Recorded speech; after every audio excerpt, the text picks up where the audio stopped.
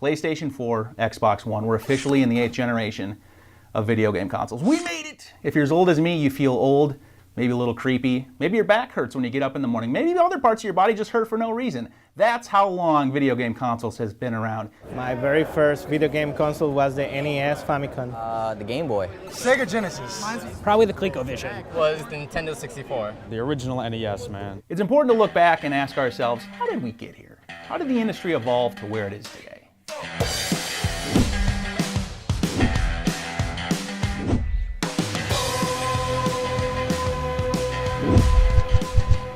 In the 60s, a man named Ralph Baer was working at a defense company in Nashua, New Hampshire, and he thought to himself, why can't I hook something up to this TV to make it more fun? So he got together with two of his engineers, and they cobbled together the first of 7 brown boxes. These were video game consoles, early video game consoles that played simple games. They eventually sold the final brown box to Magnavox, which rebranded as the Magnavox Odyssey. For most of the 20th century, the idea of actually being able to play video games in your house was just a fantasy. You couldn't do it. And not until the Magnavox Odyssey were people actually able to play video games in their homes. The Odyssey itself had a really rough start. It came out and it was marketed incredibly poorly. Odyssey, the electronic game of the future that lets you do your own thing on television. It was brand new technology that people didn't get. The Odyssey was odd, is the best word to describe it. But it was really the Atari 2600 that kicked everything off for me as a home console player.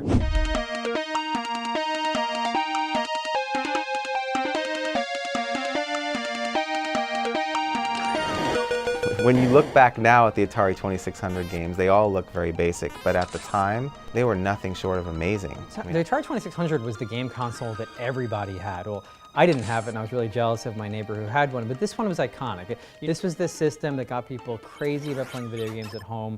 It was as ubiquitous as a refrigerator or a TV in most households. In these successful years of the Atari 2600, we get to over $2 billion business in the United States only on video games. It's a kind of a number that is important to understand because we will understand what happens when video games go into what is universally recognized as the big crash of video games in 1983. Game over. There was a video game crash as a result of just this glut of terrible games on the 2600. And for a while, it seemed like maybe home video games and video game consoles had just been a fad. And video games really went out of fashion altogether. And then something happened. What happened was Nintendo happened. And Nintendo, a company that had been around making trading cards for nearly a century, they decided we're going to try to make a video game system. But the key thing is, they didn't call it a video game system. In the United States, they marketed it as a toy. They had Rob the Robot. They had the Zapper, which was a little gun that you plugged into the console. They didn't want people to think that it was a video game machine because that had a stink to it because of the Atari 2600 and the crash.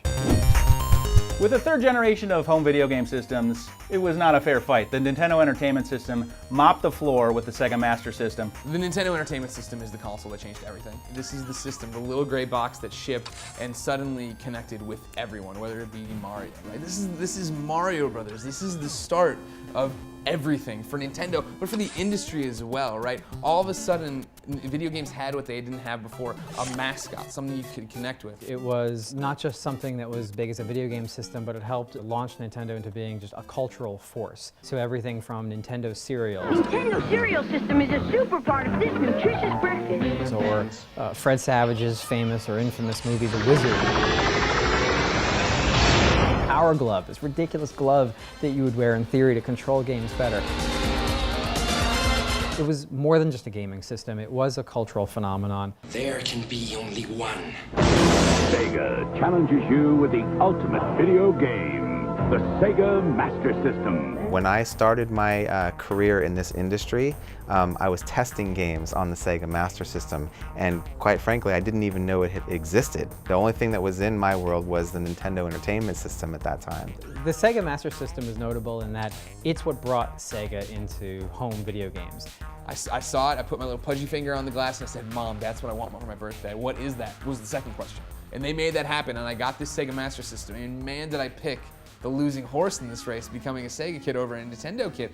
But it was one of those things where that was your source of pride. That was your identity as video games were getting a foothold going, right? It was certainly a rivalry. You know, if somebody else had a Sega Master System and you had a Nintendo, it's like, you know, you'd pick sides in a war. You had one, you didn't have the other. And it was the beginning of a rivalry between Nintendo and Sega that would go on for generation after generation. It would take a while before there was a clear victor in it. So when you talk about the NES or the Sega Master System or just video games of that generation, you're talking about literally for what I think is the foundation for what video games would become, right? Because there was suddenly all these kids like me who started to grow up with these and started to understand these characters and these things and what video games would be. And so as we make that jump to the Super NES, to this, you know, the Sega Genesis, what you see is the video game companies realizing that their audience is maturing, and so they need to as well.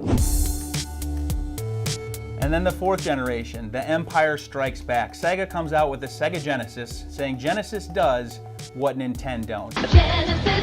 What Nintendo? I mean, Sega Genesis was Sega's coming out party. You know, Sega Master System was a system I owned, and nobody knew what that was. But Sega Genesis, everyone knew, because it was when Sega came out and adopted an identity. They said, we are this blue hedgehog. Sonic 2 handles stubborn stains. Embarrassing bald spots, no problem. But wait, you can play it too. Sonic was just, he had attitude. You know, history has shown that Mario is a great character, but he was just kind of this schlubby plumber guy who jumped on turtles. And it was one of those things of Sega said, we are the underdog. And in a way, it summed up fans like me, right? Like, we needed a rallying cry. There has to be a line in the sand for what you are when you're a kid and your parents won't buy you both systems. Sega people could look to the Genesis and say, this is the thing. This is what gets us over Nintendo. Superpower. The Super Nintendo was Nintendo putting its foot down and saying, we basically started this home console business and we aren't going anywhere. It's been very unusual in gaming history for any one console maker to have two great platforms in a row. But Nintendo pulled that off. The Nintendo Entertainment System was phenomenal. The Super Nintendo, I would say it was even better. It was when Nintendo said, we are going to make these things that you loved on the last system franchises. These are things that are going to be here to stay because you love them. Here's another Metroid, here's the Final Fantasy. Here are all these different experiences that we are going to give you and make this the definitive video game platform for the time. Super Nintendo kind of quietly proved itself out to be one of the best machines ever made. You realize there was no ceiling to what was happening, and 16-bit was our first taste of that. The fifth generation was a show. Can I say show?